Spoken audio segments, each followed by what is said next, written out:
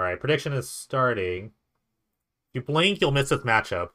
This is Mono Red against Neo Hermit. I played the Neo Hermit deck in round one. It's pretty standard Neo Hermit list. Fauna Shamans, Crashing Drawbridges, Hermit Druids, the whole 9 yards. Pulse Mortem Lunges to kind of like rebuy more Hermits when they die. The other side is Mono Red, which is actually not a terrible matchup for the... It's not a terrible draw for the red deck to have.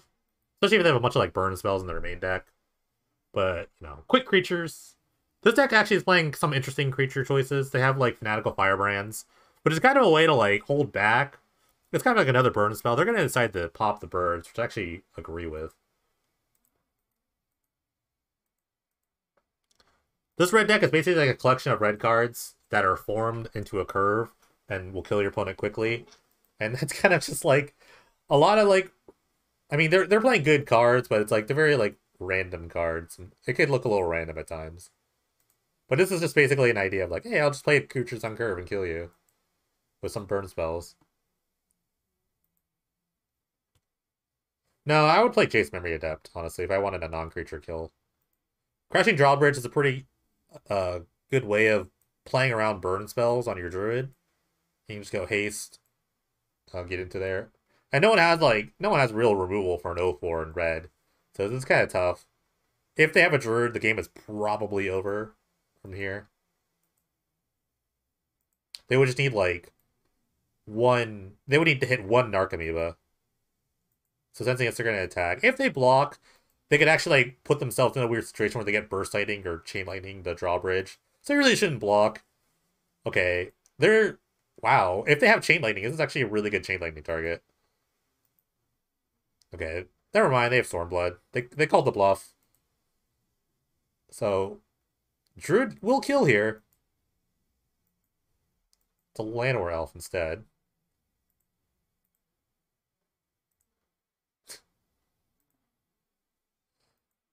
Alright, they're gonna Neo form for the Druid. This is actually a bit scary, because, again, they have no more mana, and if they had a fourth land, they could have actually... I don't know what short turn this was, but if they just kill the Druid... Like, I guess they're trying to set up for a sort of, post-mortem lunge turn, where they get this Druid killed, they lunge it, and then they go for it. Oh my god, they don't have anything. The Earthshaker is gonna, I guess, make the drawbridge on not block. Okay. This doesn't kill in any way. So next turn is probably just game over.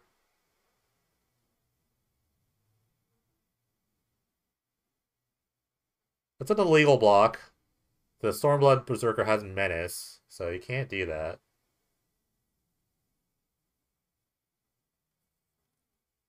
Alright, unless the red deck is packing main deck Ravenous Traps, this is probably game over.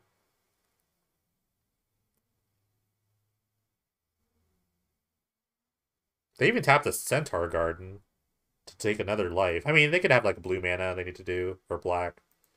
Alright, double Narcomoeba. What's here? Phantasmagorian's here, so they could just dump their hand if they felt like it. And the rest is kind of history here. Dread Return on the Angel. Freebooter for the fun of it. Don't even need the freebooter, they can just hapless researcher here. But they can see if the coast is clear, and then the researcher goes. No one actually predicted, so there's no point in really having his predictions. We're just gonna cancel that. Sidebar, but it's a red deck. It looked like it was kind of hastily made, because there's not really a sideboard that is relevant to this. If anything, they could bring in like more burn spells, like Fiery Impulses and Firebolts. But they didn't really like have a sideboard. Typically you might see like Nihil Spellbomb or Ravenous Trap, but they have neither, so it's a little unfortunate. Otherwise, I don't really mind this matchup from the red deck side. On the other side, though, the Hermit deck can kind of anticipate a sort of like artifact graveyard hate, so they might bring in like Mass Vandals and Wilts. The cool thing about Wilt is that when they realize that their opponent has none of that, they can cycle the Wilt. They also have like a Sigarda Heron's Grace, which is a really randomly interesting card. I guess they have it so they give themselves hexproof and they're humans. They play like a longer game. It's interesting.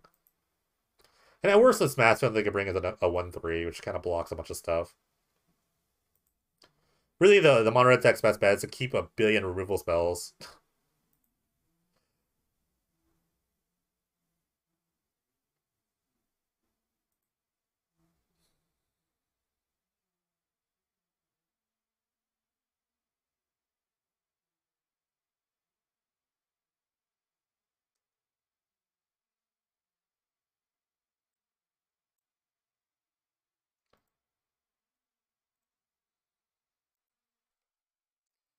But yeah, your best bet is to play a or a two power one drop. But none of it is to be had. No one drop for the Hermit Druid deck.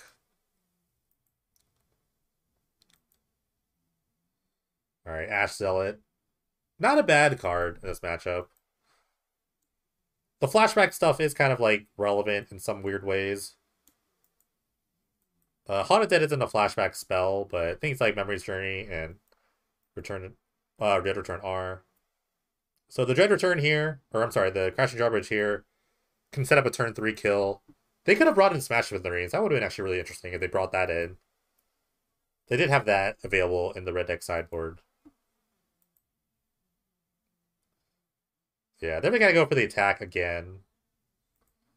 If they choose to block, then they can maybe Burst Lightning it down. Or just double Burn Spell it here. Double Burn Spell is not that bad. Okay, Fireball. I think they're just gonna double kill it. I agree. Alright.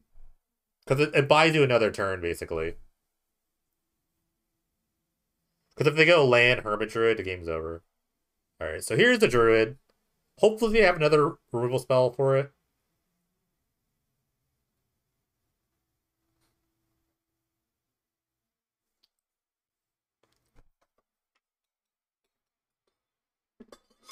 Like, along with the Maniacal Firebrands, they actually have a lot of burn spells to kill a 1/1. So, it's obviously the best bet of winning this game. You can't really hope for them to not have it in some weird way. Alright, Phoenix of Ash is the play. This doesn't seem good.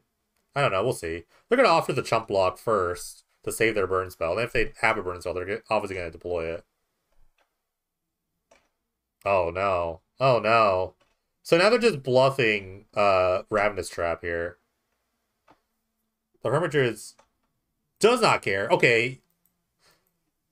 Alright. Obviously they don't have it. I mean, they could have actually done it if they had, they don't have any blue mana, but... Alright. The Dread Return is gonna deal 3 to the... Oh, they're gonna play Haunted Dead first. They're really playing around the Ravenous Trap, but... I don't know what they could play around at this point. I don't think there's much to play around at this point.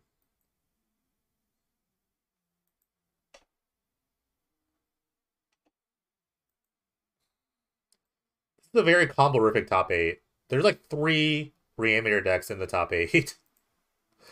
And this Hermit deck just made it to the top 4. And there's also a Jeskai Ascendancy deck, which is on Ojutai stream, your EDL Ojutai stream. So you can definitely go check that out. Don't actually, we're just gonna watch it because I think it's no. There's this one, which is the Mono Black Reanimator Mirror. Although the different breeds of Mono Black Reanimator, M-Dog's has his own little take on it. While the other version here on the bottom half of the screen is very more traditional, as in like more all in. I would say.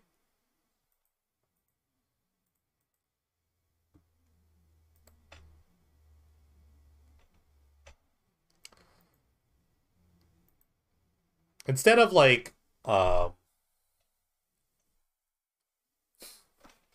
Rake is a really scary card here for both players.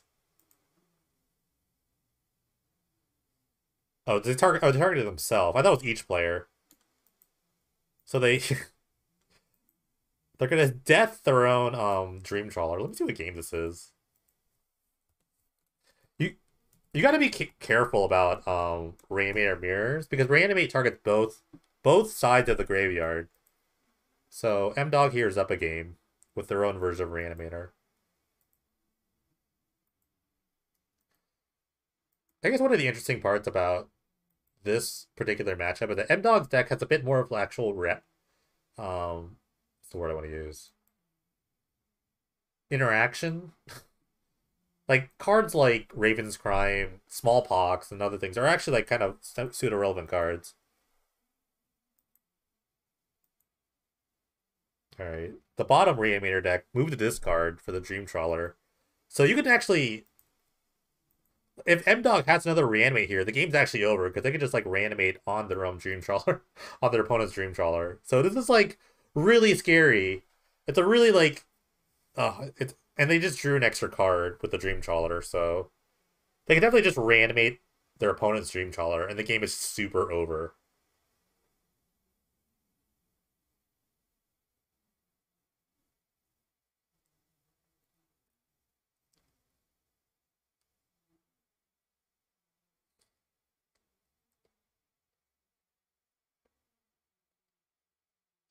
I don't know. I mean, I don't know if you update all in the reanimator lists. I think they're like, I guess sideboards are a bit like more diverse now, so they can play like ratchet bombs and stuff, but it's super scary.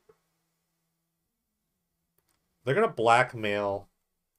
Um, who are they blackmailing? They're blackmailing their opponent here.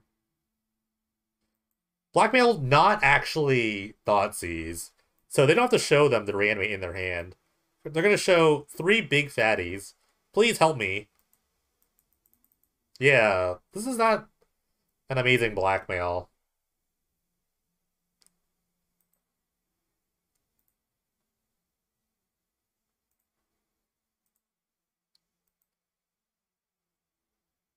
And they're gonna reanimate the Ulamog. This is actually hilarious. This is actually probably game. Okay. All right, we're all joking. We all don't know anything. It definitely benefited them. What a play. Make them. All right. This is the last match of the our combo block here. This is Green Post against Jeskai Ascendancy. We're already here at a Jeskai Ascendancy. The Ascendancy deck is up a game, and it looks like they're gonna go off. The Joel Rail, little fun little addition here. Traverse doesn't really find a creature. It's just a 1-mana sorcery to find a land.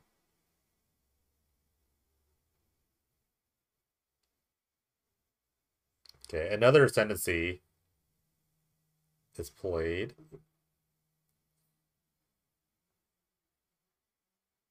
Looks like they don't have very much going on. They did find a Fate Stitcher, so next turn if they haven't any sort of spell, they can kind of just super go off. Their opponent has a billion mana in play though, so if they have like a Mind Slaver, that'd be a really nice like hedge. Ooh, they found it. What would you? So I mentioned this before, the Swiss, where it's like this particular person. Oh, they have a second Mind Slaver. This particular player, I don't know if they like really like use the Mind Slaver in a way of like disrupting their opponent's plan. I would. So the thing here, you just Fate Stitcher and then like pass. That's like the borderline thing you want to do. You want to get this Fate Stitcher out of the graveyard. Oh, this is good. You chump with the bird. This is a good. Okay. And then you just get the Fate Stitcher out, and then just, like, let it die. You know what I mean? That's, like, your borderline. But sometimes they would just... Okay, they're gonna Thought Scour the opponent. You don't have to use any of these triggers if you don't want to. Or maybe they just do, just to kind of, like, make him discard random stuff. They make him discard Lumbering Falls. You could just deck the player. That's a good point. You could just combo and deck them. That's actually really funny. Decking, actually making their opponent combo is actually a really funny win condition.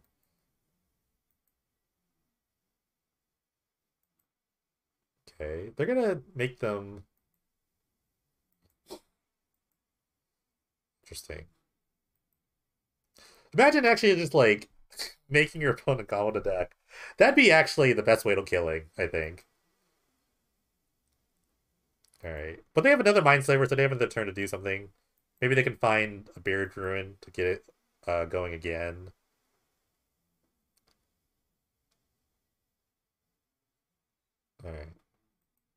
They definitely acted the second Mindslaver to take another turn of theirs. This is the city's blessing. It looks kind of weird.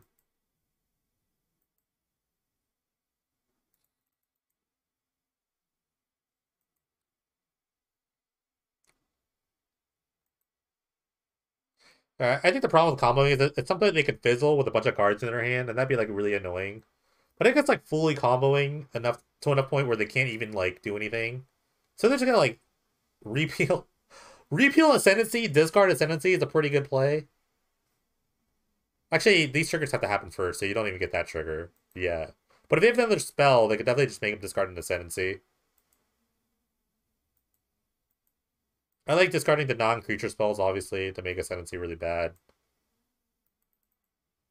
They draw a card. Like, they make them draw a card, though, with the repeal.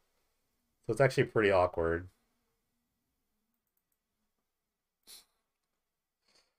So yeah, no, I don't think they're just I don't think they're very interested in just using the Mind Slavers in a really effective way.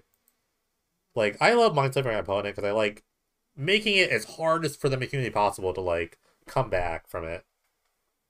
And I think if you have your opponent's ascendancy turn, you could probably just kill them with it in a weird way. They have another Mind Slaver. This is number 3. You definitely don't concede here because you've kind of sawn your opponent. You've seen your opponent not really use the Mind Slaver super. Oh, now they find Buried Ruin. And at least they're like chaining turns. So isn't that too bad? Alright, map can find I guess another post. I don't know.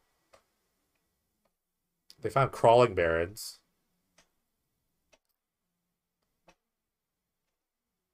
I guess I could use the cat to attack. I don't know. This is a weird.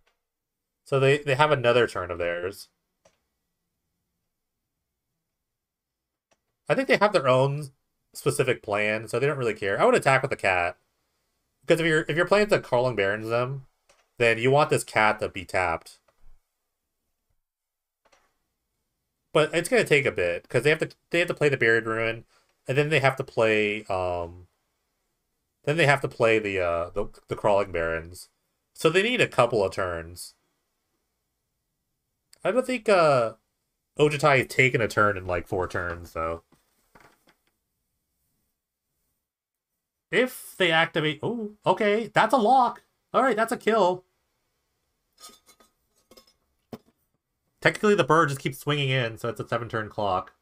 And we'll do another prediction if anyone wants to do it. I'll do it anyway.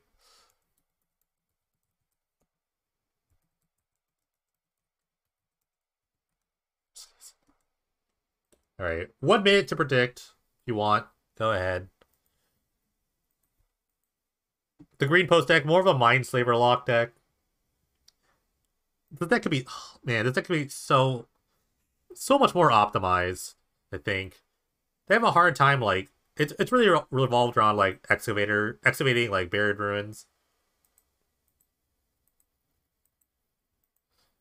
Yeah, I mean, there's a lot of powerful magic going on, right? So they could just kind of play suboptimally and still win. It's really true. The Ascendancy deck, on the other hand, is a pretty good... I think it's actually a pretty good matchup for the Ascendancy. If they get him in this weird range where they don't have to, like... Basically, once they resolve an Ascendancy, they should be able to win the game at some point. Um, like, barring, like, a return to nature.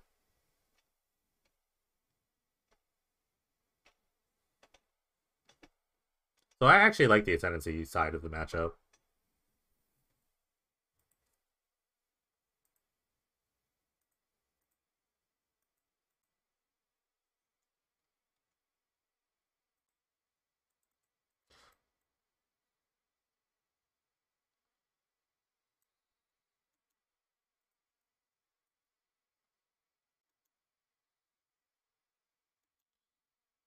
Alright, turn 1 Cloud Post, the strongest thing you could do in this post deck. Alright, carry out. This could be a really quick Ascendancy. They definitely have the mana for it now. Double Cloud Post, but no 2-drop. Not even a map.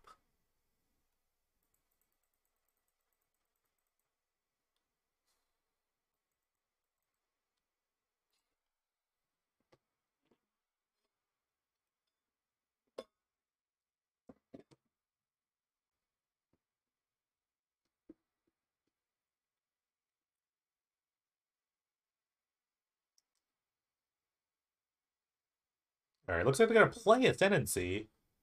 It's the only card that really does have, like, red in it. I don't think they can, like, go off now. It'd be kind of crazy if they did. Alright, they're gonna Thought Scour themselves here. Untap the Sylvan Caryatid. It'd be pretty wild if they had it. Okay. Sad about Caryatids is that they have Defender, but they have Hexproof as well, so they can... They're not, like... They're not vulnerable to removal spells. They drew a Spell Bomb. Interesting. They brought in the Spell Bombs. But you can kind of break up the sort of loop of Excavators.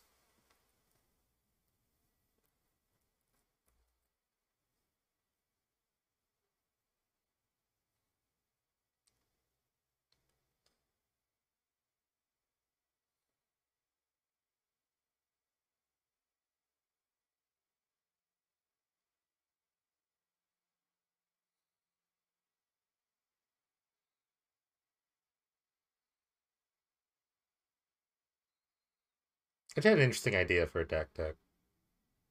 I'm gonna keep it to myself, though. It's gonna be silly. Alright, looks like they're trying to, like, go for it. There's a Fate Stitcher, but they need, like, a probe to keep this going. They played their land drop. They already played their island. If they have a probe, they can unearth the Fate Stitcher, add a mana. Oh, is this right? Don't you want to get the Fate Stitcher out first?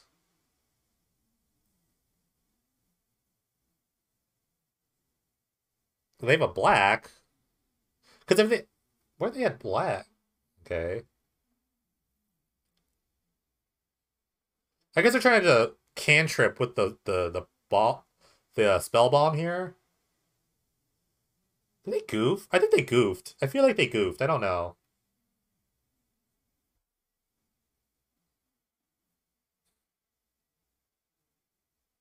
I guess if you have a green mana, you could play Life Death here, and that would be pretty big. I guess they added a black to try to, like, redraw here. Okay, Thought Scour on themselves. This is a turn 3, by the way. This is pretty impressive they can get this going on turn 3. It's not really over yet.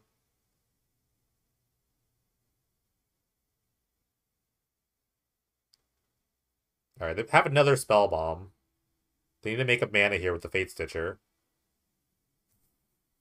Alright, this is kind of suboptimal. I think they missed another mana there. That could make all the difference.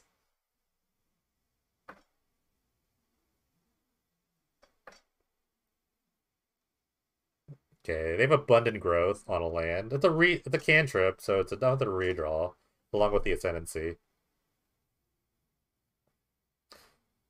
I don't think any of their cantrips actually cost 2, so they might have not even cared. Just looking at their list. Everything basically costs 1 or 3 in a weird way. So maybe they just didn't care. Yeah, I mean, the Night Hills are redraws.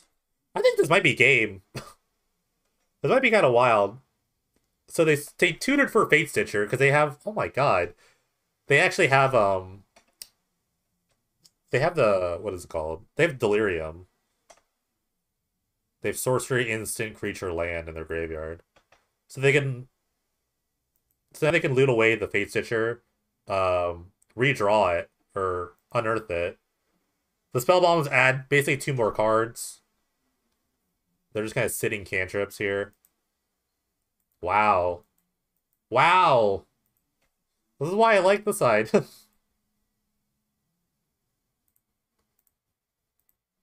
Not a lot of betters for the Green Post side, but since he got there, that was turn 3. That was... I mean, barring some minor misslips, I think that was really good. I think that was actually pretty good. Like I said, I looked at their deck list. Everything basically costs 1 or 3. So I guess like the minor mistapping is not super great, or wasn't really relevant in the end. All right, so I hope you guys like Reanimator because there's a ton of Reanimator matches coming. Actually, there's only 2. Wait, what is Ponciano playing? No, I'm psyched. It's only one Reanimator. A lot of the mono black ones went away. Just because like Ojutai is streaming, you can go watch their stream. It's like I think twitch.tv/RestoKiki or something. We'll go to the other side. We'll watch Hermit again because it's gonna be really fast. They don't do anything. The channel points doing anything except let you bet degenerately. And if you get over a million, you get VIP if you redeem it, which no one's ever done. All right, so once again, we're gonna watch Neo Hermit. Try to stomp through another random aggro deck. This time it's gonna be Tempered Steel. So this is your next matchup. It's already starting, so you have a really quick 1 minute to decide who do you think is gonna win. What does VIP do? Also nothing.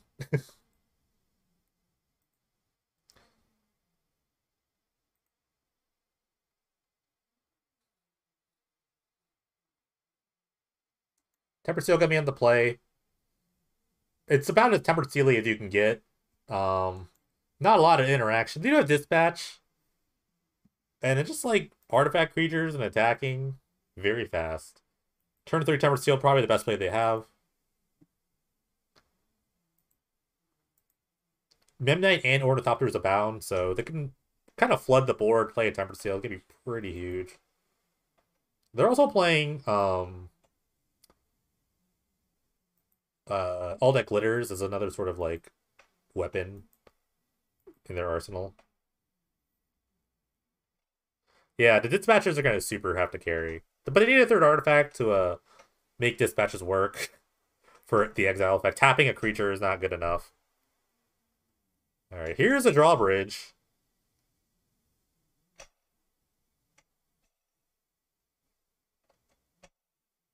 I kind of misspoke a bit when I said about having a drawbridge out with a hermit. If you have an instant seed spell, they still have to activate the drawbridge for it to be good. So you can actually kill a druid in response to like activating the drawbridge. So it's always like that. Tempered Steel on turn 3 is the best play they can kind of make, but not really if their opponent has a druid.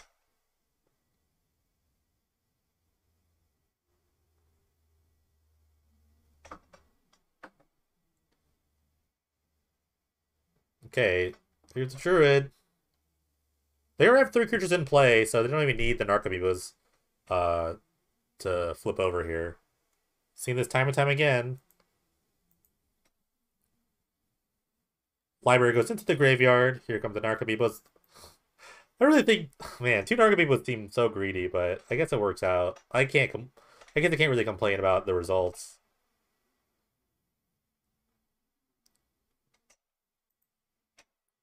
Maybe the opponent has main deck Ravenous Traps.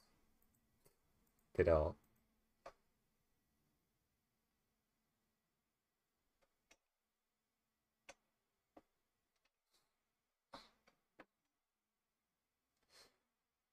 Alright, let's just go to game 2. Let's just go to game 2. It's okay.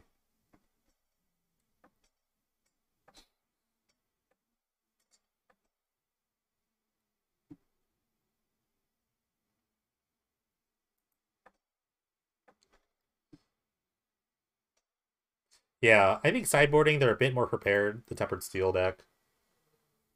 In the sideboard, they've got Nile Spellbombs, Weathered Runestones. You can even bring in Sorcerer's Spyglass, and a single Apostle Purifying Light, which is basically the white version of it's a white version of a Withered Wretch, more or less. But it's a little more expensive. But it's still there. It's still pretty good. On the other side, Wilt is going to be a freaking all-star in this matchup, especially with Ancient Grudge. Everything's an artifact, so everything just gets, like, Doombladed here with the Wilts and the Ancient Grudges. And even the Masked Vandal can kind of come in. So, this will be a very fast matchup, I think. But, I mean, at least this aggro deck has a ton of hate against graveyards.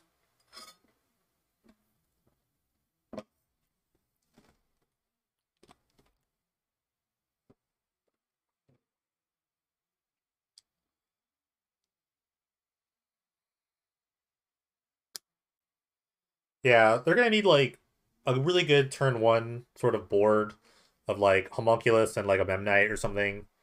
Then turn 2, play a hate card, or maybe 2 hate cards, and then just kind of like ride that, and then just keep disrupting their opponent as much as they can. That's really just the key. Pressure plus disruption. This is the best way to beat combo decks if you're an aggro deck. You need to have some sort of pressure and some sort of disruption. You can't just have all of one and none of the other. You really just need the good mix of it, especially if you can find creatures that are both. Um, like funny enough, I would probably try to play Heap Doll in this deck. I think Heap Doll would be pretty great in a Tempered Steel deck. It's kind of like both, the best of both worlds. But at the very least, at least like the artifact baubles of like Runestone and Nile Spellbomb kind of play into their game plan altogether. Especially with activating like Metalcraft cards like Dispatch or even cards that want artifacts like Toolcraft Exemplar or Court Homunculus. Are they playing? Are playing? Oh, they're not playing Toolcraft Exemplar. That's probably okay. I don't know. It's not really an artifact, so it doesn't really benefit from Temper Steel, but it is a basically Wild Nacatl with your deck.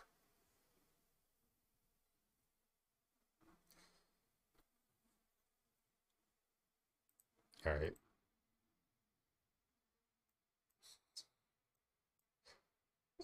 Tempered Steel mulling the 5. Probably digging for a hate card here. Turbo Spellbomb, that's not bad.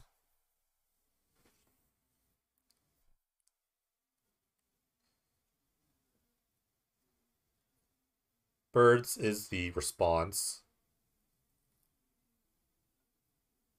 I think when you mull to 5, everything I said about like pressure plus disruption kind of goes out the window. I think you just want to stall the game as long as you can. So if you have a bunch of like hate cards, you're probably better off. Okay. That's a good turn too. Never mind, we're back on the pressure plus disruption train. This is a good turn too, you know? You got a couple things in the board, now you have a spell bomb. Hopefully you don't have any white cards in their hands. They're just probably stranded there with no planes in sight. Alright, here's the Druid. So all the Druid deck needs is like something to deal with the spell bomb. And the game could be over. I think the best bet for the Tempered Steel deck is if they have like another Runestone or a Spell Bomb, they get to play it this next turn with a land drop.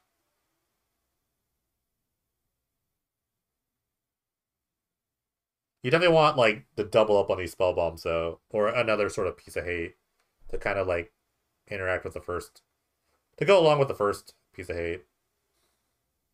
Attack for 5, Signal Pest, Memnite, Frogmite. Yeah, Ancient Grudge is going to be kind of brutal here. All right, they drew a Frogmite. I don't. We'll see what happens here. If they have an artifact removal spell, the game is definitely over. Super duper over.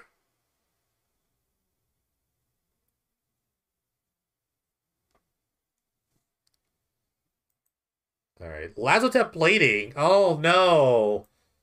So if they get Hexproof, that means Spellbomb targets a player. So they can just do this first, give themselves Hexproof, and then they're pretty much protected against Spell Bombs. This is one of those situations where you wish you had Silent Gravestone over Nile Spellbomb. Oh no.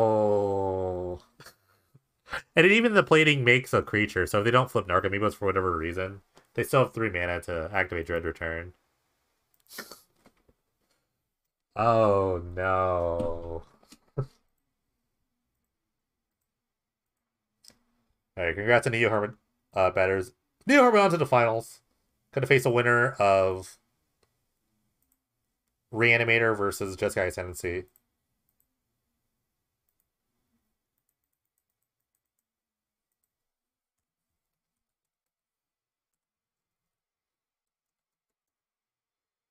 This is game 2. The Reanimator deck is up a game. It looks like they're a little behind. It's hard to call this a Reanimator list. It's a very strange list. I feel like I'm talking over my music a lot. This music got louder. Alright. So this Reanimator list from M-Dog is very unique in the sense that it's more of like a Soul Flare Reanimator list where sometimes it Soul Flays and sometimes it reanimates. And the Reanimator target being, or Soul Flare and Reanimator target, usually being Zopalta, which has like a billion different evergreen texts on it. So it's actually like a super interesting list. Because it's kind of like part Reanimator, part Soul Flare, part Rack. It's very It's very interesting, and they're doing pretty well with it. It's kind of one of those like M dog lists where it's like it's kind of like a specialty list. But right now, Jeskai Ascendancy up against it, they're kind of just like drawn off the top every turn. The Ravens Crime can kind of just keep Ravens Criming. If they could just use their lands into Ravens Crimes. Oh, they actually got rid of the Ravens Crime for another Soul Flare. That's kind of that's kind of a wild that's kind of a wild choice. Because it gets a Fate Stitcher, it becomes like an Icy Manipulator.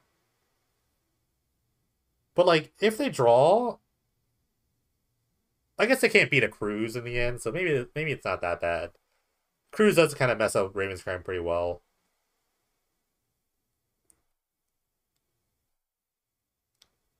Alright, Abundant Growth on the Vivid Creek. I don't understand why it's on that land, but it could be on like the island. Especially if you're not going to do anything. Alright, Fate Manipulator here. Taps down the Soul Flare. Soul Flare as a 4/4 for 2. Not the most scary, not the scariest thing, but it is a clock, nonetheless. They kind of need to keep the birds in play to make extra mana. Another thing about these spell bombs versus a delve card is that it's hard to really gauge when you should spell bomb. If you ever have like priority pass to you and they have like 4 to 5 cards in their graveyard, you probably have to just use a spell bomb. It's a bit scary.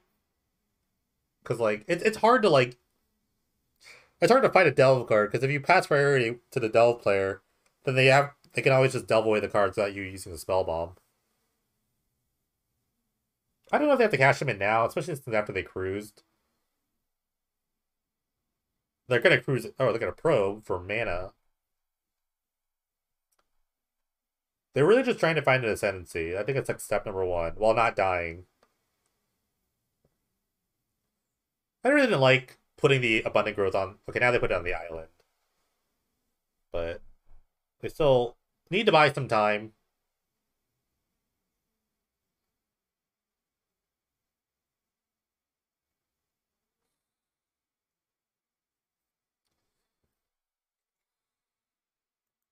But I mean, this is the plan for M-Dog. They're just going to keep going along with it.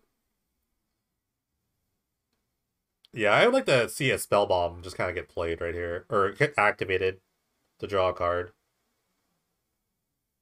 Alright, one of them gets popped. Birds of Paradise can make black, so they get an extra card.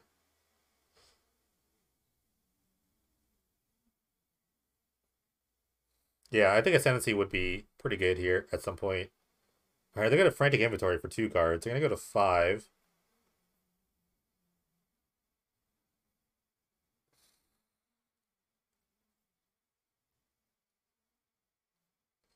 Alright, here comes the last Spell Bomb activation.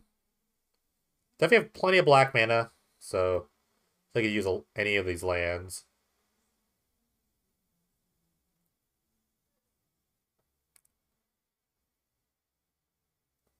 Alright, they found another Spell Bomb.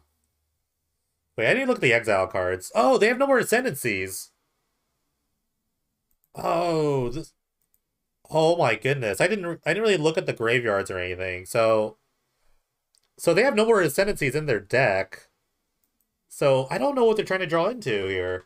I think they're trying to find another Fate Stitcher to keep tapping these idiots down. And it looks like the Giganta is also exiled somehow.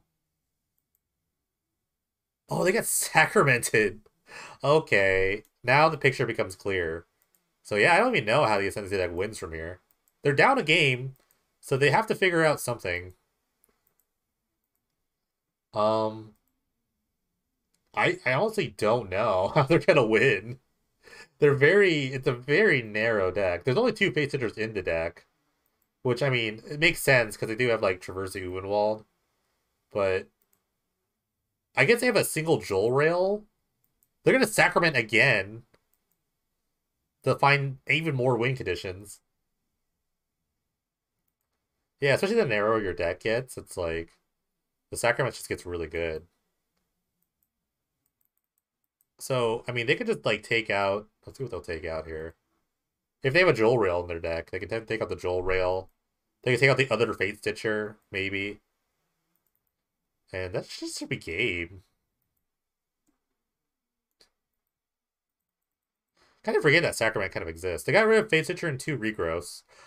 That's big. They had a Ascendancy in their graveyard, so the double Regrowth is really strong. Alright. The M-Dog Reanimator list into the finals. So this is the last match of the night, and we definitely know the prediction here. It's gonna be Neo Hermit against... I don't even call it Reanimator. It's really... I'm just gonna call it Soul Flare. Soul Flare Reanimator. We'll just call it that. It'll just be simple. The last match of the night, so go ahead and put your bucks in. I keep thinking the deck's gonna lose, and it doesn't lose. The Reanimator list. But the Hermit deck is also kind of on a tear. Fun fact, if you want to think about betting here, the Hermit deck has lost 1 match today, and that is to the Reanimator list, the Soul Flare Reanimator list from M-Dog. Meanwhile, M-Dog undefeated throughout this entire tournament. It's only lost 1 single game to everyone else. So keep that in mind.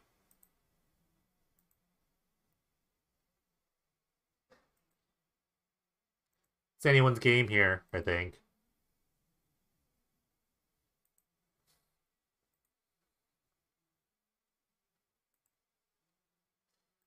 I just want to watch this M-Dog deck reanimate an Archfiend's Vessel. I just need to see it happen once. And then I'll be happy. Once. Because it's in the deck for no reason, and it's...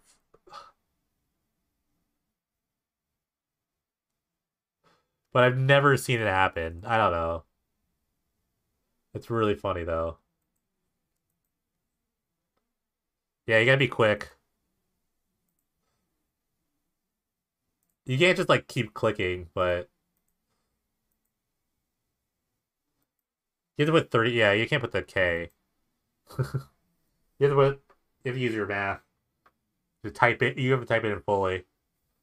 Twitch is not that smart. Alright.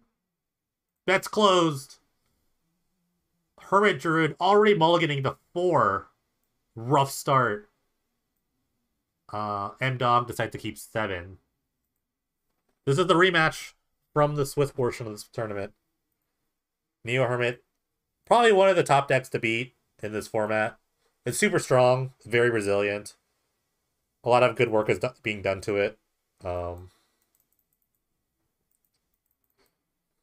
Yeah, on the other side, though, so the Soul Flare deck, we can talk about a little more. It's really like, I guess they were playing him.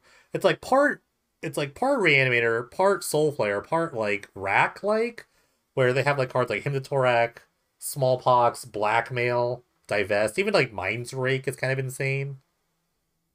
Like, here's a Smallpox already. So they can like Smallpox the board, reanimate something gigantic, and now like already the Hermit deck's down like 3 cards. Like, they're gonna discard Dream Trawler here, and they can just reanimate Dream Trawler. The game is just wildly out of control. Alright. And they have Archfiend's Vessel. When your follow play is Archfiend's Vessel, it's actually so funny. Okay. Hermit Druid counters with a land. 19 turn clock. They took 1. They took 1 with the Smallpox, so it's actually 19 turns. Alright. Raven's Crime. Oh my goodness. The last card's Fauna Shamans. So we're working off the top with kind of both decks here. You can't concede if you're the Hermit Druid player, honestly. This is not like the fastest thing in the world. You really just can't concede. You gotta make them kill you. Why is Archfiend's Vessel in this deck? I actually don't know why. I guess it's something you can like Smallpox away kind of early. So if you have a land here, I think you just continually Raven's Crime your opponent. I don't think you let him... I don't think you need 2 mana for a while. If they have a card in their hand, you just want to Smallpox it away, I think. Or, I'm sorry, Raven's Crime it away. We might be here a while. Okay, they disagree. Here's the thing: if the land doesn't like the second land, I think it's fine for Soul Flare. But now, see if they had a druid there, that would have been nuts. Because then you have to kill the druid. You know what I mean? So that's why you have to like be worried about if they had one land, if they were sandbagging like a land or a druid. See, again, they're playing another land. This Raven's Crime has its retrace. Please retrace this. Oh, this is scary. Also, it like fits with your Hollow Tooth plan.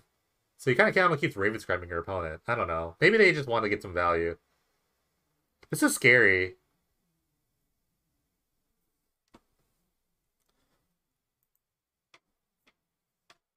The only removal spell they really have when something hits the board is Smallpox.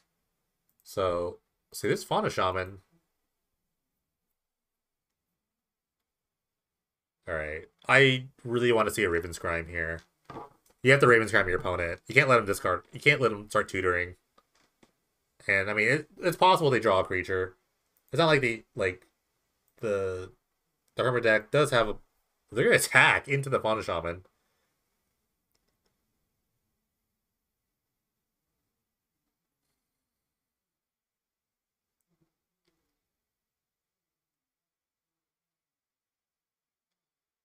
All right, here comes a ritual. Smallpox would be pretty great. I think. Okay. So what was the last card in their hand? It was Haunted Dead. That's gonna be a while till they get to that.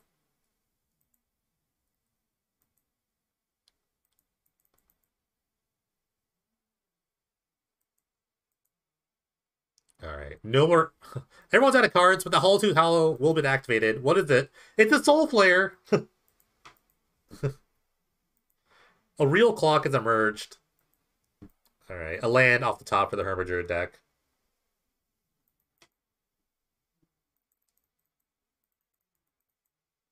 This is a 4-turn clock, this Soul Flare. Unless they find another Smallpox, and that'd be a 3-turn clock with the last turn.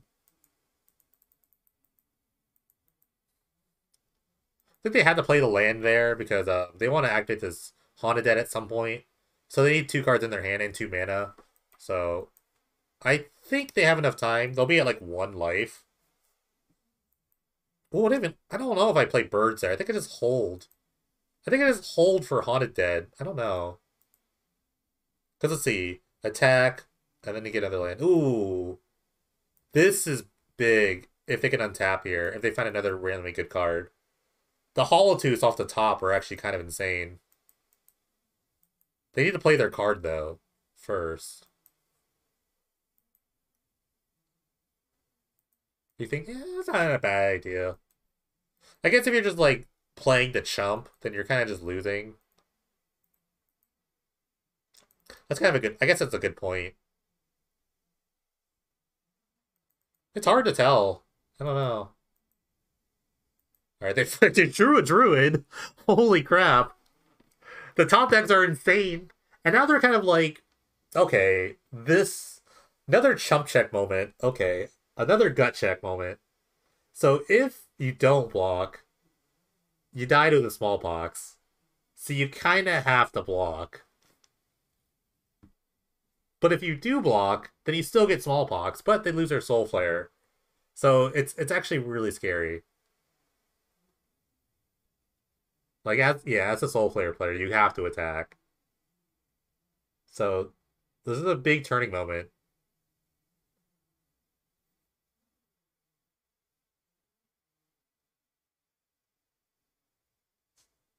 There's 2 Smallpoxes left in the deck.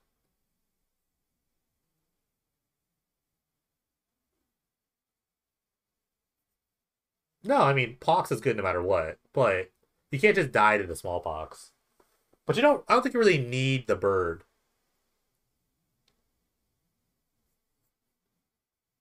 I mean, if you're living with the Hermit Druid in play, then it's fine.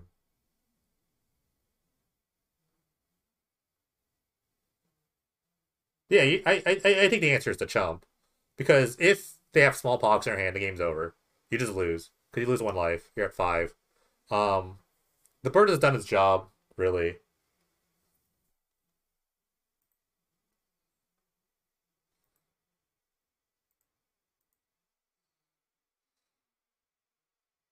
Like, your only avenue of winning here is activating as Hermit Druid, so it should all come down to that. They're thinking pretty hard about it.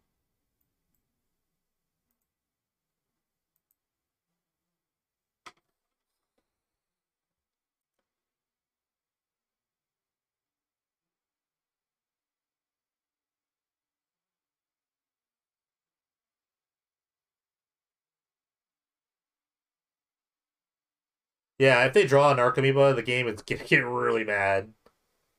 All right. If you're M Dog here, I think you just have to Smallpox anyway, if you had it. All right. They Ravens Crime themselves, and now they can activate the Hollow Tooth. What's in the box? It's just the Palta. Okay, so now they have to fade a Narcomoeba here. Okay, looks like they didn't draw a Narcomoeba. Oh, the exact seeds! Oh! Oh, it's close. Volta 4. The Druid deck still gets there. Wow. In the end, the birds really didn't make the difference there. Playing the birds actually incredibly made the difference.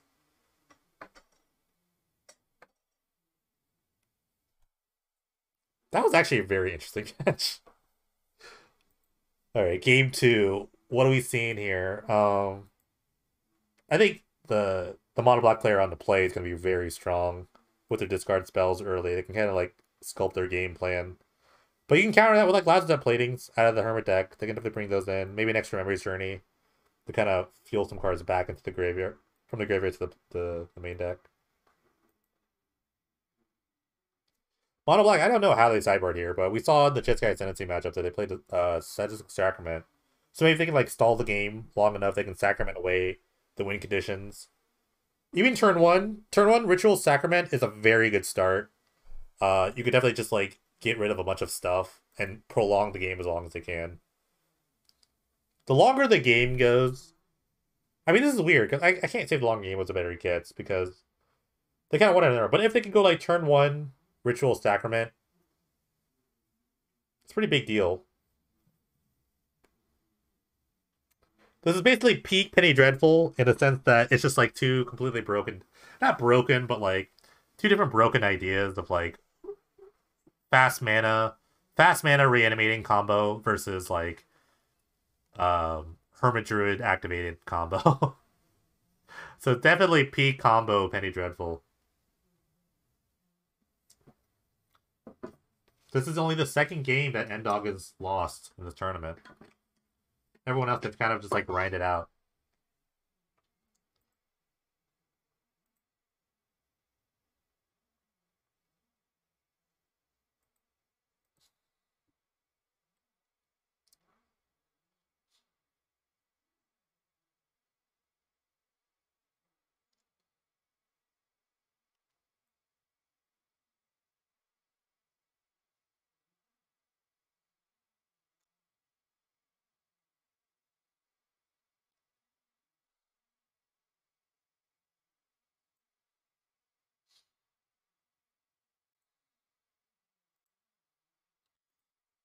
All right. No mulligans this time. Everyone's playing with an equal. And actually, I'm sorry. I'm dog mulligan to 6. Shadow kept the 7.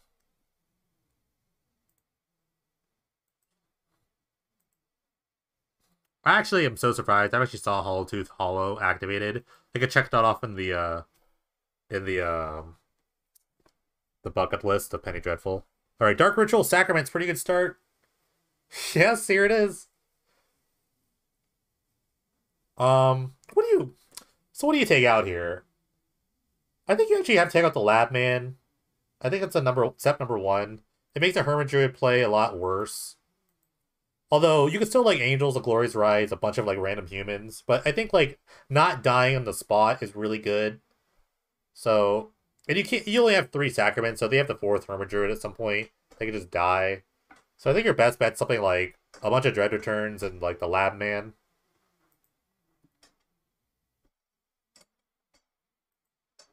Like, these lists are pretty, like, standard now, so you can kind of, like... I mean, obviously you're looking at the deck too, but... they're not packing, like, extra copies of, like, Lab Maniac or Dread Return. There's only, like, 2 copies of Dread Return, so... You probably just get rid of, like, double Dread Return Lab Man. Yeah, Angel Lab Man's pretty good too. And then nothing else matters. Then you become this, like, weird pseudo beatdown deck with, like, Phantasmagorians and Kitesail Freebooters. Hey, if we see a Phantasmagorian getting casted here, yeah, unless they run in the second journey, that'd be not bad. I would definitely take out Lab Man, #1. And probably just Angel too. Those are probably like the 2 biggest spells. Actually, this is the wrong pile to look at. Also, M-Dog can just kind of formulate a plan. They can even probably, like, determine what's in their hand. If they're, like, knowledgeable enough in the format, they can probably just determine what's even in their opponent's hand. Because you don't even look at the hand, you just look at their library. Like, a lot of these decks are pretty standard.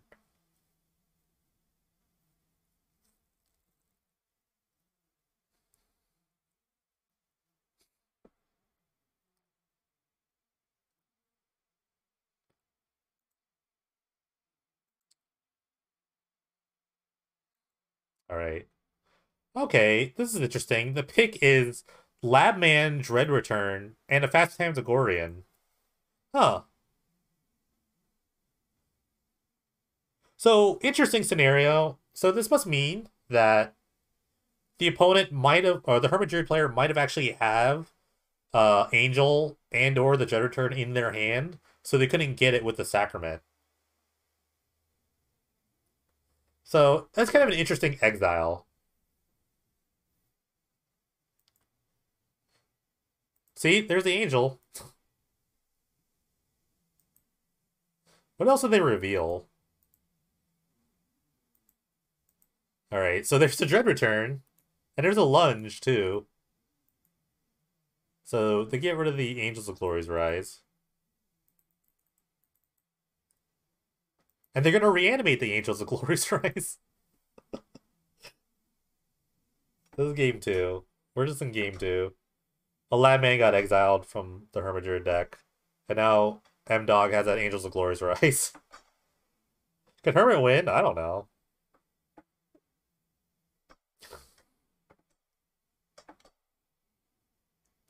Honestly, I thought they were losing game 1 and they came back and win. But they comboed off, so who knows? Alright, here's a Hermit Druid. Not very threatening. Hermit Druid basically... I don't know. What's a 1/1 human for 2? That doesn't do anything.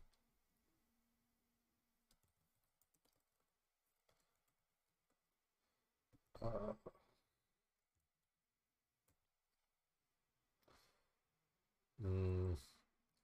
just hold till I find a comparison to it. All these cards make no sense. Why are there vanilla 2-drop? Where are all these humans good? All, like, 2-drop humans are good. It's basically a Nightshade Peddler that doesn't have any creature to soul bond. There, I found it.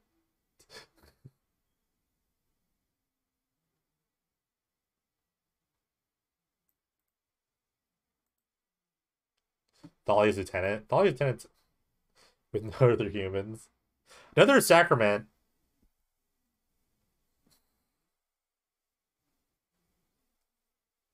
You know, I've heard legends of Hermit decks winning with just, like, Narcomoeba beatdowns or Phantasmatorian beatdowns. This is probably not it.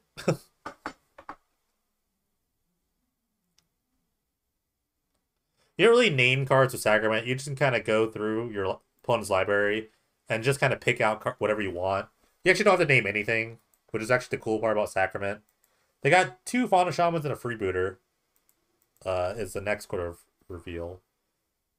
So this is a race that M-Dog can win. Okay, so there is a way that they can kind of win. if the Hermit deck can keep producing Birds of Paradises, maybe they can keep chumping the Angel. So a race is you could kind of race. You could kind of race here.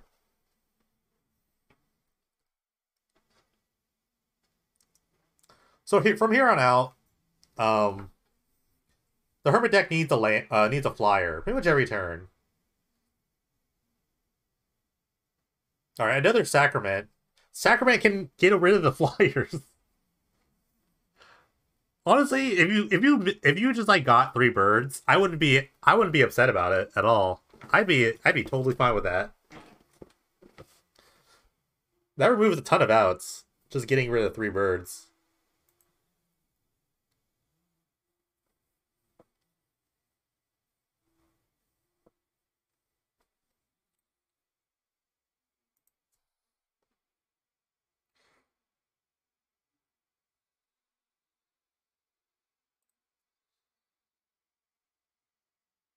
I mean, I think if the Hermit Druid wins this game, it's just because somehow M Dog messed up. So I got rid of birds, Fauna Shaman, and Archmeba. I actually like getting rid of the Fauna Shamans because they can continually turn other creatures into birds and other flyers. So I actually do like that. All right, this is interesting. They're gonna play. Oh, they're gonna play Haunted Dead. That makes a flyer. That's a redraw. Hermit Druid gets in. So Centaur Garden's an interesting card. It actually has text on it. It does pump if you have threshold, and they have a threshold machine here in the Hermit Druid. So there can be a weird part of the game where like, okay, hold on. This is gonna be a really weird part of the game where they like activate the Druid, they draw another Centaur Garden. Okay, so if they can block, if they attack, they can block. They can draw another Centaur Garden, mill themselves with the land, and then kill them with the Haunted Dead here. Oh my god, they can't attack! Oh no! I think you just have to attack there, honestly.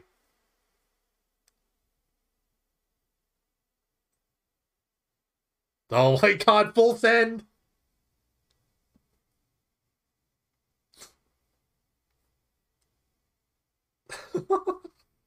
Full send!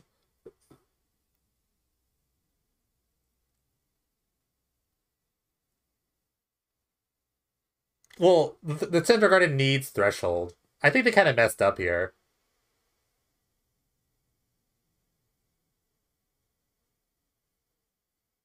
So if they have another creature, then that means M-Dog can't really attack. If they attacked last turn, I think they might have... I don't know. This is weird. Okay, another Hermit Druid. M-Dog's at 4. They can't attack now. And now they can get Threshold at will. Okay, they're going to him their opponent. Doesn't really do anything in the spot. This is over. Let's see if... Oh my god. I think they missed an attack. I don't know. This is... Oh, that was weird. This has been a weird game.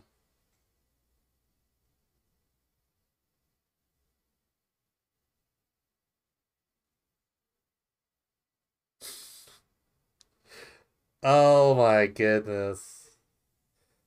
Everything was falling into place here. They just drew a bit too much disruption and not enough pressure. I don't know. I think they were supposed to attack that turn before. Alright, Hermit gets activated here. Yeah, if they have like a Doomblade or something. This is a very all in play.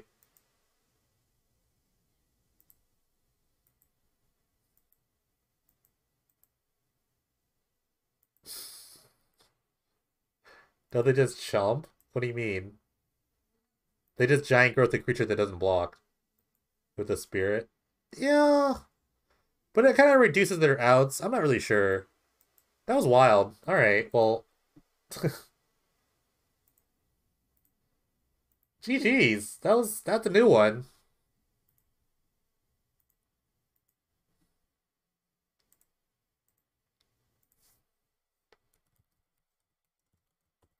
I mean, you gotta give their hats off to the Hermit Druid player. That's a new way to win, right? I mean, that was the out they had. It's wild. I don't have to say that was I wish I could like go back and like let's see. I guess we can go back and watch that. I want to look at that real quick. I have the power of doing this, so I just rewatch my own stream.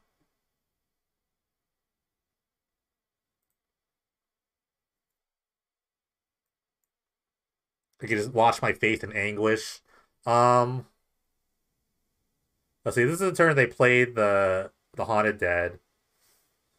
They attack. Yeah, they did draw three sacraments. It's like they attack, and this is the turn they didn't attack. If they attacked that turn, if they attacked that turn before, it's like get out the way. Stop zooming in on cards, dude. So if they attacked this turn, they would have to produce something here. That's the problem.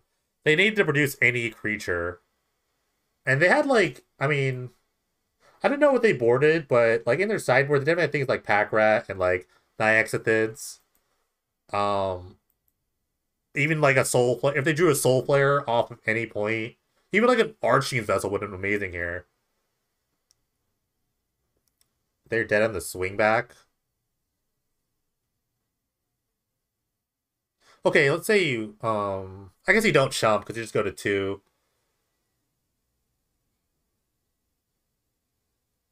This is 5. I mean, how? Because in this spot, without anything, it's like 5, 6, 7. They go to 1. Yeah. So I mean, I liked attacking here. I kind of liked attacking and hoped you draw like a soul flare, I guess. This is obviously a hindsight play. This is clearly hindsight being 2020.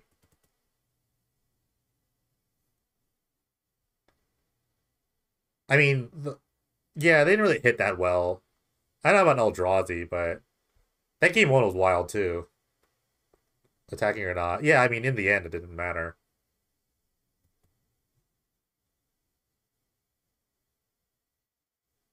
Yeah, I mean, that's we can stop watching this. But yeah, that's really like I mentioned before in the Tempered Steel matchup in the top 4. It's really just about like pressure plus disruption. Like you can have all the disruption in the world if you don't kill your opponent, it doesn't matter. They can find a way to win again. You know what I mean? So yeah, you just never concede. I'm going. I think I'm going back to Ravenous Trap. I have no idea. Maybe I'm just going back to Ravenous Trap. Look, or maybe just going to like this. But yeah, that's like I said. Sometimes you just kind of beat down with a bunch of idiots, and that can win the game. Like the reanimate mana or the reanimate like life loss was a big deal. They took 7 to cast that reanimate on the Angels of Glorious Rise. So that was like pretty big. I even knew like reanimate decks would be pretty big. That's why I played Snapback. Which never really came into play, but it happens. Um yeah, that was I don't know what else to say. That was pretty crazy finals. Shout out to Hermadruid still being super broken.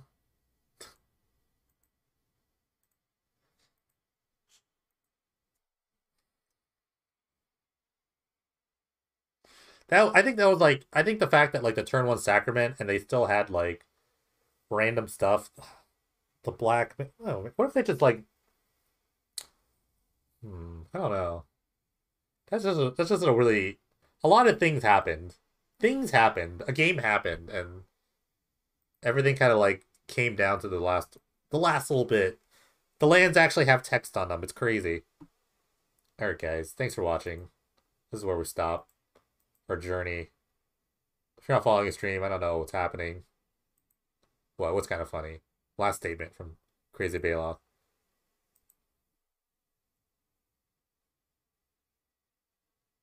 You win easily. That's kind of true. I mean, do you?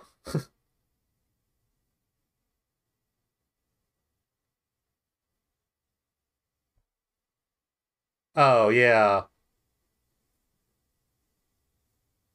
Yeah, if you just show like a bunch of like nonsense cards that you can't cast, like Dread Return and I don't know, Narcomoebas or something, you would just like straight lost. It's true. Yeah, given how the hand worked out, they just had all like exile effects and discard effects. That's really funny. It's a really funny point. Anyways, here comes the outro. Thanks for watching, guys. If you're not following the stream, follow. Follow. Easiest thing you can do. I don't know if I'm streaming tomorrow. I'm not really sure. I don't know. I'm just kind of like dumbfounded by that matchup. It was really funny. But that's Penny Dreadful. That's Penny Dreadful in a nutshell. Sometimes you just find ways to win, but that's why Magic is great. Thanks for watching. Appreciate it.